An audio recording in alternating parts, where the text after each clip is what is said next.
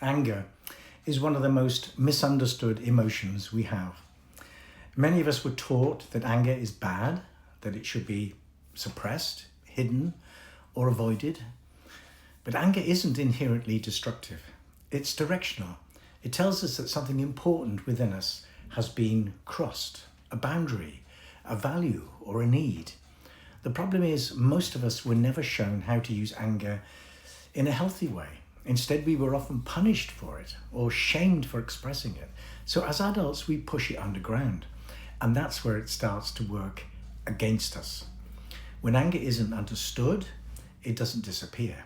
It becomes projected outwards into the world around us. We find ourselves caught up in dramas, arguments, resentments, or moral battles, looking for an outlet. For a moment, those external conflicts feel powerful, giving us a sense of control or righteousness. But underneath, something much more vulnerable is happening.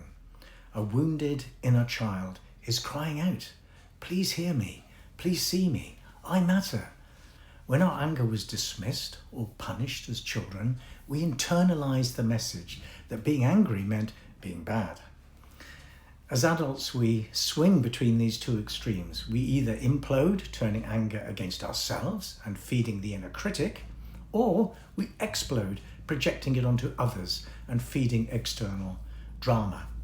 Both keep us trapped in old emotional loops.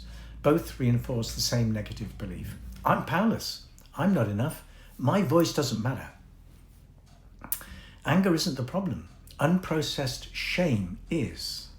Shame tells us that we're wrong for feeling angry in the first place. So the emotion never gets to complete its natural cycle. Instead of using anger as a guide, we use it as a weapon, either against ourselves or the world. But here's another way.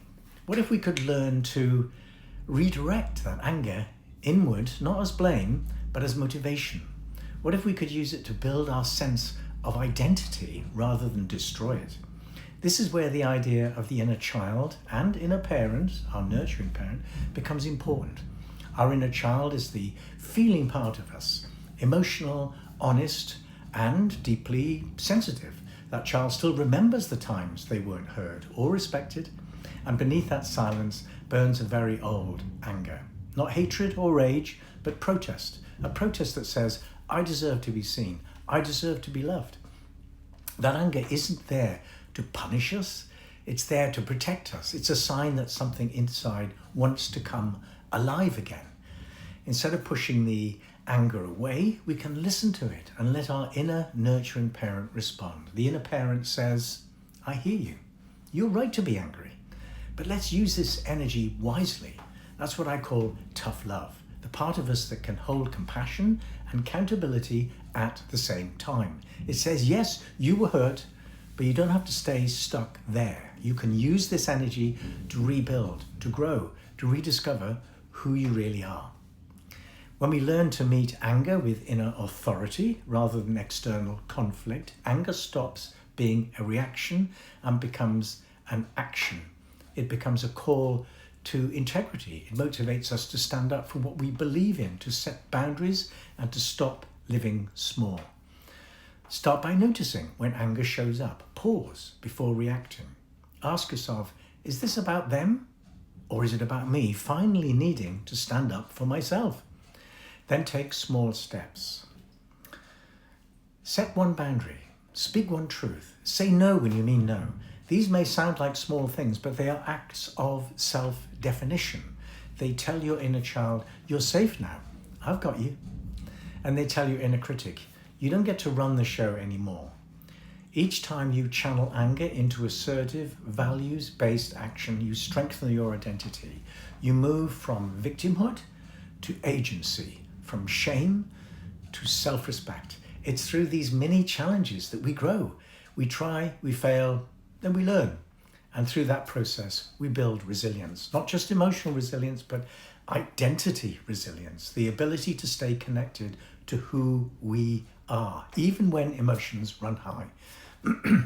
Anger, when properly understood, reminds us that where our edges are, where we've been compromising or being silent for too long. It asks us to choose authenticity over approval. And in doing so, it helps us rebuild a self, an identity that is grounded and real. Anger in its healed form isn't loud or chaotic, it's steady. It's the voice that says, enough, this no longer serves me. It's the energy that helps us walk away from what hurts and move towards what heals. It's the fire that lights our path home, back to who we really are. So the next time you feel anger rising, don't rush to suppress it or project it. Ask it what it's trying to protect. Beneath that fire is often the part of you that still believes in fairness, truth, and self-respect. When you can hold that energy with awareness and compassion, anger becomes your teacher, not your tormentor. It stops feeding external drama and starts fueling internal direction. That's when you move from being at war with yourself to being in alliance with yourself. Anger isn't who you are, it's the energy that helps you remember who you've always been. If you'd like help identifying or exploring your anger, visit my website, book a free discovery call. Let's see what's possible.